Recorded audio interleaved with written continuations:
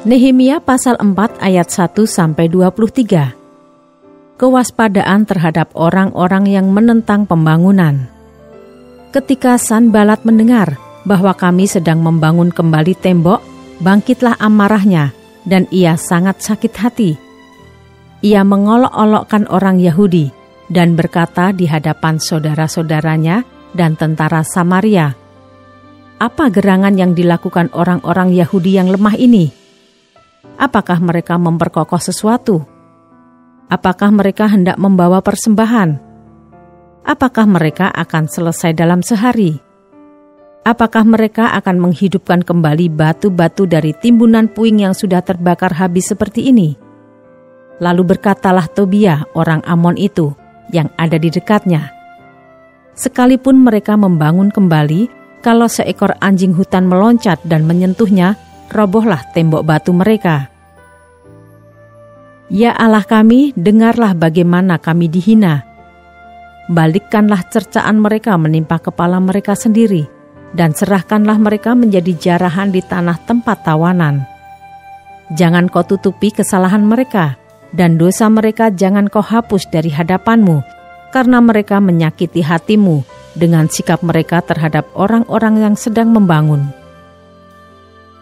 Tetapi kami terus membangun tembok sampai setengah tinggi, dan sampai ujung-ujungnya bertemu, karena seluruh bangsa bekerja dengan segenap hati." Ketika Sanbalat dan Tobia, serta orang Arab dan orang Amon dan orang Asdod mendengar bahwa pekerjaan perbaikan tembok Yerusalem maju dan bahwa lubang-lubang tembok mulai tertutup, maka sangat marahlah mereka. Mereka semua mengadakan persepakatan bersama untuk memerangi Yerusalem dan mengadakan kekacauan di sana. Tetapi kami berdoa kepada Allah kami dan mengadakan penjagaan terhadap mereka siang dan malam karena sikap mereka. Berkatalah orang Yehuda, "Kekuatan para pengangkat sudah merosot dan puing masih sangat banyak. Tak sanggup kami membangun kembali tembok ini."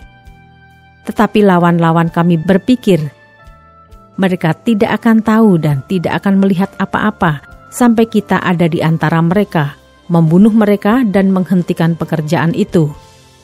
Ketika orang-orang Yahudi yang tinggal dekat mereka sudah 10 kali datang memperingatkan kami, mereka akan menyerang kita dari segala tempat tinggal mereka. Maka aku tempatkan rakyat menurut kaum keluarganya dengan pedang, tombak, dan panah di bagian-bagian yang paling rendah dari tempat itu, di belakang tembok, di tempat-tempat yang terbuka. Kuamati semuanya, lalu bangun berdiri dan berkata kepada para pemuka dan para penguasa dan kepada orang-orang yang lain, "Jangan kamu takut terhadap mereka. Ingatlah kepada Tuhan yang maha besar dan dahsyat, dan berperanglah untuk saudara-saudaramu, untuk anak-anak lelaki dan anak-anak perempuanmu, untuk istrimu dan rumahmu." Ketika didengar musuh kami bahwa rencana mereka sudah kami ketahui dan bahwa Allah telah menggagalkannya, maka dapatlah kami semua kembali ke tembok, masing-masing ke pekerjaannya. Sejak hari itu, sebagian daripada anak buahku melakukan pekerjaan, dan sebagian yang lain memegang tombak, perisai, dan panah, dan mengenakan baju sirah, sedang para pemimpin berdiri di belakang segenap kaum Yehuda yang membangun di tembok. Orang-orang yang memikul dan mengangkut melakukan pekerjaannya dengan satu tangan, dan dengan tangan yang lain mereka memegang senjata. Setiap orang yang membangun bekerja dengan berikatkan pedang pada pinggangnya, dan di sampingku berdiri peniup sangkakala.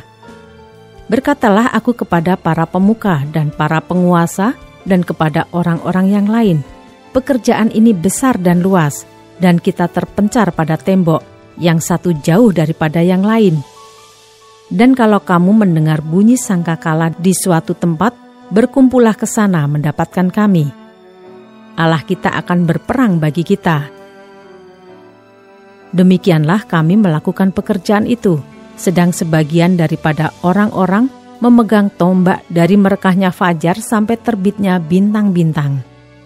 Pada waktu itu juga, aku berikan perintah kepada rakyat, "Setiap orang dengan anak buahnya harus bermalam di Yerusalem, supaya mereka mengadakan penjagaan bagi kami pada malam hari dan melakukan pekerjaannya pada siang hari.